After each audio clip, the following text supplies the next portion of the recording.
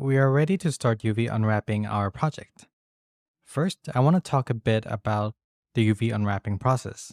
Whenever we have a model, we would try to add seams to our model, and you can really think about it as trying to cut up wrapping paper and placing it flat on a table.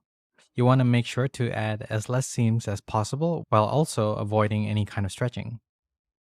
I also want to just combine these two objects into one. So I'll drag and select both of these, and I'll hit Ctrl J to join them. Or you can also just select the one and shift select the next and hit Ctrl J to join. And once you've joined them, I'll just call this mesh underscore coin. And now, in order to add our seams, we'll have to go into edit mode. Make sure that you are in edge select. Now, whenever we're working with hard surface models and baking normal maps for our edges, it's always a good idea to add seams to 90-degree edges. For example, if I go into the front view, you will see that this edge is actually a 90-degree edge, same as maybe this one and these ones. Now, a quick way to select them would be just to make sure to deselect everything. So click on a background, go into select sharp edges, and make sure that you turn your sharpness up a bit so that you don't select these ones. And now, while they're selected, we're going to go into our edge menu and mark seam. Now, usually, whenever we are working on an object that has hard edges like these, I would also make sure to mark sharp as well. And what it does is that marking seams let us cut our model into different UV islands, but marking sharp will just make sure that edge stays sharp when we export it into another game engine. So now we can try unwrapping this first. Now I already know that there's going to be a bit of stretching, but it'll be easier to explain once I show you the UV island view. So make sure you have this object selected, go into UV editing, and now I'm going to hit U and unwrap. So it looks pretty okay. What if I go to overlays over here and display stretch? Now you see that some islands are a bluish color and some islands are more green. The greener it is, the more stretchier it is. For example, if I made this super stretchy, you'll see that it eventually starts turning yellow. So this is where we will have to try adding in our own seams. I already know that we need to add a seam over here. While I have this edge selected, I'll hit mark seam. And to access this menu, the shortcut is Control and E. So mark seam. And another one would be this one. So I'll hit Control E and mark seam on this as well. Let me just make sure that it's there for the other side, and I think it is. Let us try selecting A to select all again, hit U and unwrap. And now see that it has done a pretty good job. You can definitely select these edges over here and hit Control E and mark seam as well, just to get rid of those stretching. And you'll see now that all our models are looking pretty nice and straight. So this is pretty much it for the UV mapping. But one thing we have to worry about is how close our islands are to each other. So always make sure to select everything with a shortcut A, go into UV and pack islands. Make sure that in the islands to set your margin to something a bit higher. Usually the smaller your texture map is, the more distance you'll need to have between them. So maybe around this much would be good enough for now, because maybe I want to work in 1K textures. And now we have finished UV mapping our project. Now we'll go into our shading mode to start texturing. So go into the shading tab, and by default, I believe Blender starts with a material. You can go over here and change it to this material, and we have our principled BSDF node. Another thing is that it has taken us straight into the material preview node. And what this does is that we can add in a bunch of different lighting if we want to. For example, one that I really like to use is this Venice sunset, and I would just turn the world opacity to something a lot lower, like so. Now we can start trying to create the texture for our object. So the first thing I want to do is to start baking our normal map. While we are in this shader editor, I want to start by bringing in a bevel node. I'm going to hit Shift A, and you can just search and type in whatever you want. In my case, it's going to be the bevel node. And what this node does is it'll just add a shader where it'll try to bevel all the hard edges. So plug this normal into this normal, and you'll see that there isn't really anything to see. So we'll have to go over here, Because this node only works in cycles, you have to go over here and change our render engine to cycles. Make sure to save your file because sometimes this crashes your Blender. Make sure to save your file because sometimes changing it will crash your Blender. I'll switch it to cycles. So let us try going into our rendered view. And you'll see that it's kind of working, but it's actually really hard to see the bevel when there isn't much lighting. So we can definitely just add in a sunlight. And with the sun selected, you can hit R to rotate it a bit, just so you can see it a bit more clearly. And you'll see that there definitely is a bevel going on.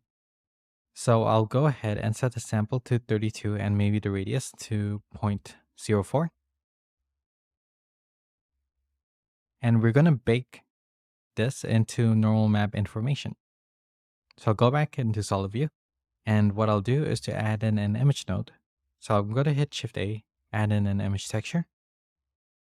1024 is more than good enough for the height and width. And I'll call this coin underscore normal map. I'll hit OK. And now whenever we're baking our normals, we have to make sure to just select this. Make sure to go into our bake and set the bake type to normal. Now make sure that you select this coin as well and make sure that you have your samples at a decent amount. You can definitely just uncheck these and also set the sample to the same amount as this one. And now let us see how it looks. Make sure to save your Blender, hit bake. And now our bake is done. So always make sure that whenever you're done baking an image, to go to your image and save it. And I'll just call this coin underscore normal map, which I already have, I guess. And now we can go back into our Eevee render engine, which is our real-time renderer. Go back into the material preview. And now instead of plugging the bevel node, which I can delete now, I can plug this one into a normal map node. So I'm going to hit Shift A, add in a normal map node, plug the color into this color, and plug this normal into this. We also need to make sure that whenever we're working with normal maps, to set the color space to non-color. That'll just make it look a lot more accurate. So yeah, if I turn the metallic all the way up, then you'll see that there definitely is a bevel. And even though our geometry is this sharp one, because we did some normal map magic, we can actually fake the detail that is there. Awesome. Now that our normal map is baked, we can think about how we will try to color our object. There are many ways to texture your object, but I'm going to take an approach where you create a mask which you use to drive your materials in Unreal Engine. Now, the conventional approach that I was taught early on was to do all your texturing in Blender and try to bake it into a texture map to bring it into Unreal. And that works really well, but there's a lot of modularity that you're missing out on. Just not being able to change materials on the fly can really hurt the amount of times you can iterate on a project. So let's try. I'll start by adding in a Voronoi texture. So I'm going to hit Shift A and type in a Voronoi. I'm going to plug the color into this. Make sure I go into Material Preview. And you'll see that, hey, it looks pretty interesting. Let me just set the scale up a bit. And we also can drive it through a color ramp. So I'm going to hit Search, type in Color Ramp, and plug it in here. And now it has turned into a black and white image. Now you'll see over here, there's some pretty weird tiling. So what we can do is to go into Edit, make sure that we have this add-on called Node Wrangler turned on. And once we have it turned on, we can just select this and hit Control T, which will add in a mapping and a coordinate node. And since our generated coordinates isn't working too well, maybe we can set an object coordinate. And now our tiling is working a lot better. We definitely need to change our scaling. So somewhere around this much is good enough. Now I want to add some distortion to our textures, so we can definitely add in a noise texture. Plug it in between the both of these. Make sure that this one's plugged here, and we can change the scale of our noise texture so that it looks a bit more blotchy, like a paint. I think this looks super interesting. We can definitely bake this. And in order to bake it, we need to make sure to create an emission node. And we'll plug whatever the color is into here and plug this emission into the surface, which is our final output. So now switch back to cycles, and I don't really need to preview it. So I'll go straight into bake, and instead of setting the bake type to normal, set it to emission. So it'll just bake whatever color is coming from here.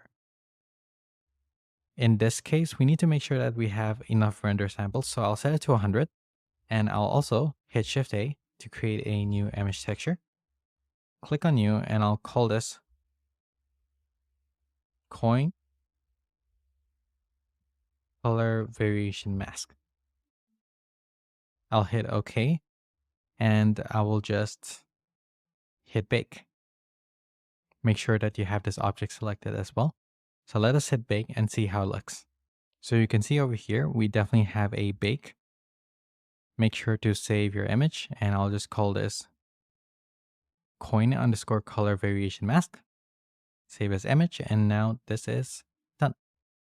Before we export our object, we need to make sure that we add in another material slot, because it is my intention to add in one material for the outside as well as the star, and another color for this part that is more inside.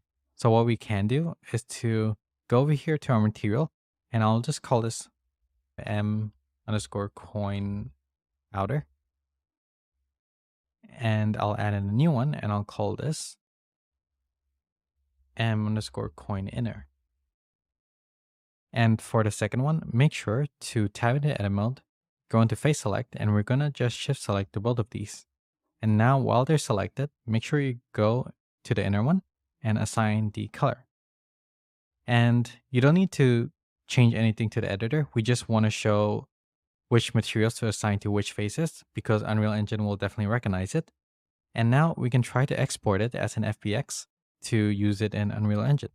So while this is selected, go into File, Export, FBX, and mesh underscore coin is more than good enough. Make sure to set the limit to selected objects, and make sure that in geometry, we set the smoothing to face. Now I'll export it and see how it looks in Unreal Engine. So now I'm going back in, and now I'm gonna import the new one. So over here, we can import this mesh coin. And for now, I won't create any materials because I want to show you guys how to create it yourself. So we're going to hit import all, and let's try dragging it in. So yep, this is definitely our coin object. Let us try adding in a material. So I'm going to right click, create a new material, and I'll call this M underscore coin. I'm going to make sure to double click, and you'll see that the node that we have is pretty similar to the one we have in Blender. So I'm going to just add in our normal map as well as our color variation mask. Hit open. And now we have the both of these. Now for the normal map, whenever we bake a normal map in Blender, it actually comes out as the OpenGL version, which means that we have to flip the green channel. So always make sure to double click on this, go into search and flip it so that it looks like this. If it looks slightly off, that means that you probably flipped it in the right direction for Unreal. So now make sure to save it, and also make sure that it recognizes your texture as a normal map. And now we can just drag and drop the both of these in. So this one, I'll plug it into the normal map. It's pretty straightforward. And this one, we're going to use it to drive our colors. So another thing I want to make sure is that I'm previewing on the mesh. So you can just hit Control Space to bring up your content browser and just select this and select this one so that we can see our actual material. And now, in order to lerp between different colors, we need to first add in a vector 3. So if you press the number 3 and just left click to put it over here, then you'll see that we added a node where we can select a particular color. And I'll call this color var 1. And let me just hold the number 3 and left click again. I'll call this color var 2. Give it another random color. And now we're going to hit L and left click to create a linear interpolate mode.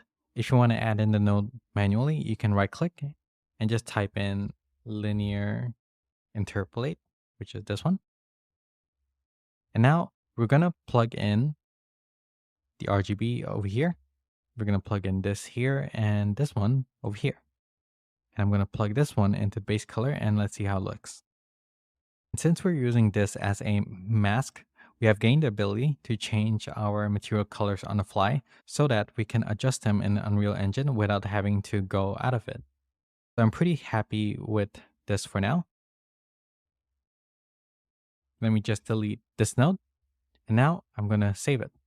This will be our master material. And we're going to make children materials out of it. So I'm just going to close the both of these. I'll hit Control Space.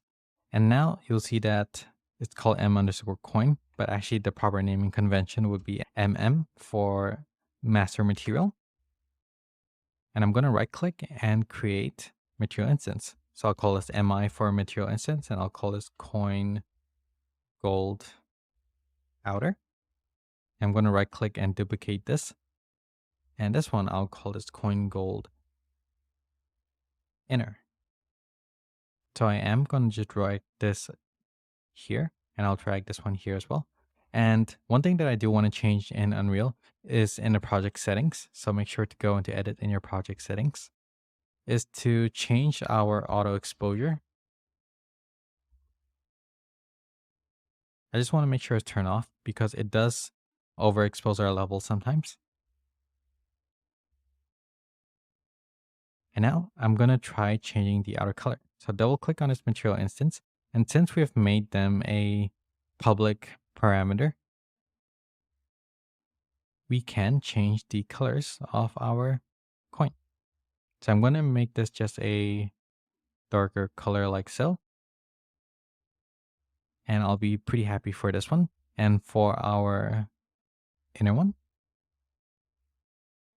we can just turn these two on and play with the color until you're happy. So now we've gotten this pretty cool looking coin.